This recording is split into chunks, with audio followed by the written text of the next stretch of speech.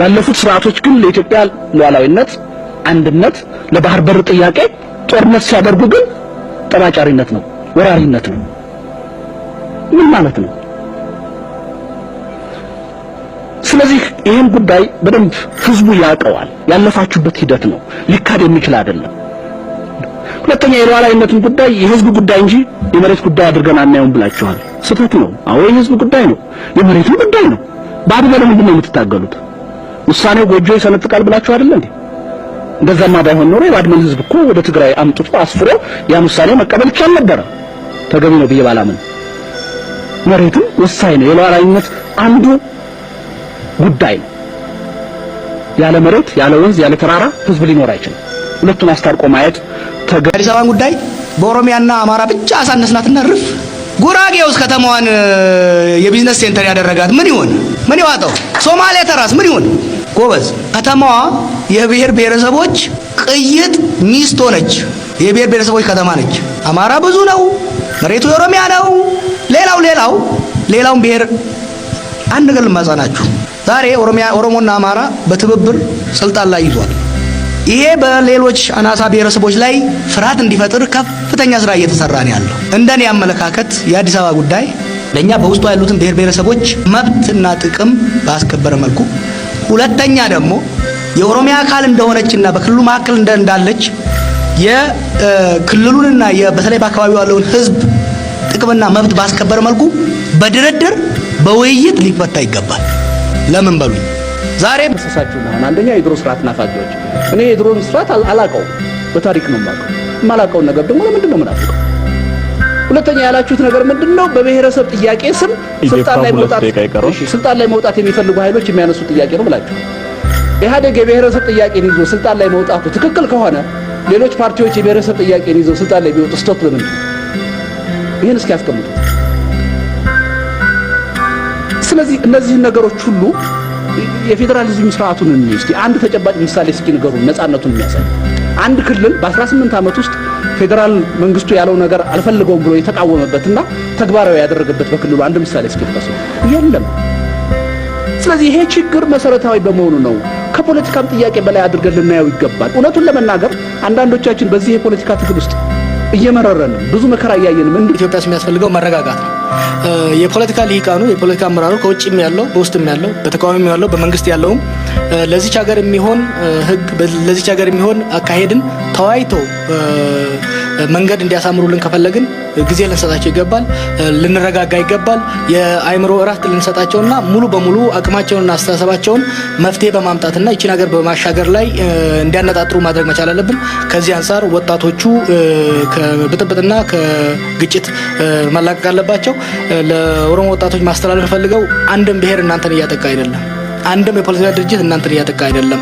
እናንተን እያጠቃ ያለው በተወሰኑ ቡድኖች እየተከፈለ ያለው የዱርዬና የቦዘኔዎች ርብርብ ነው። የታገልነው ደግሞ ከቦዘኔዎች ጋር ግብግብ ውስጥ ለመውጣት አይደለም። የታገልነው ለቂም በቀል አይደለም። የታገልነው ለብጥብጥ አይደለም። የታገልነው ለሰላም ለዲሞክራሲና ልማት የሰፈነበት ህብረ ብሔራዊ ፌዴራል ስርዓትን ለመገንባት ነው።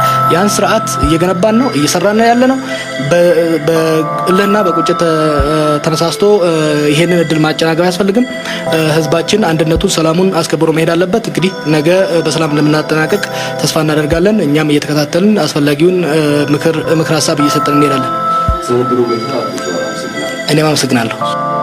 ቁጡን ያመጡት ኃይሎች የዛሬ 2 ዓመት ምናምን የተፈጠሩ ኃይሎች ናቸው። ከሶሻል ሚዲያ እንቅስቃሴ ጋር ተያይዘው የመጡ ኃይሎች። ከዛ በፊት ኢትዮጵያ ውስጥ በትግል ብዙ ዋጋና መስዋዕትነት ተከፍሏል።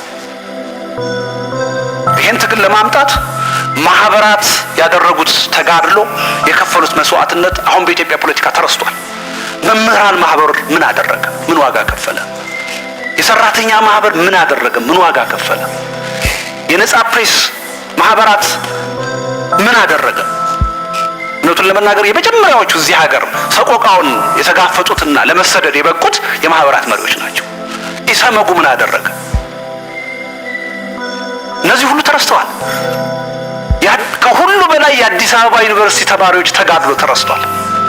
ምክንያቱም ላለፉት 5 ዓመታት 6 ዓመታት የንዑስ ብሔርባችን ባደረገው ትግል ጎን ለጎን በመቀመጥ ሰላምን እየሰበክን አንድነትን ለማጠናከር እየተጋን ያለንበት ሁኔታ መጥቷል።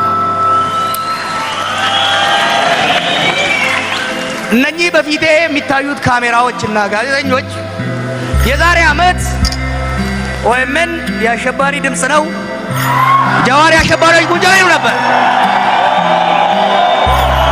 ዛሬ እነሱም ተለውጠው እኛም ተለውጠን አንድ ላይ ተደመር እንዴ እዚህ እንገኛለን። ይህ ሁሉ የመጣው ግን በነፃ እንዳልሆነ መገንዘብ አስፈላጊ ነው። ሺዎች ሕይወታቸውን ሰውተው አጥንታቸውን ከስክሰው ደማቸውን አፍስሰው በእስር ቤቶች ተሰቃይተው ያመጡት ድል ነው። ይህ ድል የአንድ ብሔር ብቻ አይደለም። ይህ ድል የአንድ ቡድን ብቻ አይደለም። ይህ ድል የሁላችንም ነው።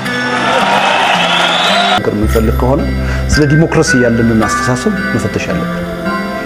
በእኔ እምነት ዲሞክራሲ አዳጊ ነው መሆን ያለበት፣ በቅደም ተከተል የሚፈጸም ጉዳይ ነው መሆን ያለበት። ኢኮኖሚ ግን መሰረታዊ ነው፣ በጣም መሰረታዊ ነው። ድሃ ዲሞክራሲ አይገባውም እንዴ? ያተወልደ አይገባውም አላልኩም፣ ገባኝ። ድሃ በሆነ ማህበረሰብ ውስጥ ለምሳሌ ህንድን እንውሰድ። አብዛኛው ህዝቧ ድሃ በሆነ ሁኔታ ሚድል ክላሷ እዚህ ግባ የማይባል ሀገር በሆነችበት ወቅት ነው ዲሞክራሲያዊ የሆነችው። ይሄን ቴሲስ እንትን አይለው። ያው የኢትዮጵያ ተጨባጭ ሁኔታና የግብጽ ይለያያል፣ የቀይ ግዛት የህንድ ይለያያል። የቀይ ግዛት ታሪክ የነበራት ሀገር ነች። የዛሬ 30-40 ዓመት አብዛኛው ህዝቧ የተማረ ነበር ነው። ሁሉም ሁኔታ ከነባራዊ ሁኔታ ጋር መነጻጸር መቻል አለበት። የሚያስገርምህ አይነት ስራ ሰርቷል ጠቅላይ ሚኒስትሩ። የፖለቲካል ስፌሩ የፖለቲካል ምህዳሩን የማስፋቱ ስራ፣ ኢኮኖሚው ራሱ በተወሰነ ደረጃ ከመውደቅ እንዲቆም በማድረጉ ደረጃ በህዝቡ ውስጥ መተማመንና የተስፋ ጭላንጭል እንዲመጣ በማድረጉ ከፍተኛ ስራ ተሰርቷል። ይሄ ሁሉ በጎ ስራ ወደ ምርጫ ሊያመራን ይገባል። ወደ ዲሞክራሲያዊ ሰላማዊ ቅድም ላልከው ዘላቂ ሰላም እንዲመጣ የሚፈለግ ከሆነ የፖለቲካ ሊቃኑ ይችን ሀገር እንዴት አብረው እንደሚያስተዳድሩ ሊስማሙ ይገባል። የዛ ስምምነት ማዕከሉ ደግሞ ምርጫ ነውና ይሄ ነው እስካሁን የዘገየ ብዬ ማለት። ከምርጫው ውጪ እንግዲህ የዓመት ሽግግር ላይ ነው ያለነው። በሚቀጥለው ዓመት የመጀመሪያዎቹ ወራት ላይ መሰራት አለበት ብለን ኢኮኖሚው ላይ በጣም ማነጣጠር አለበት። ኢኮኖሚው በጣም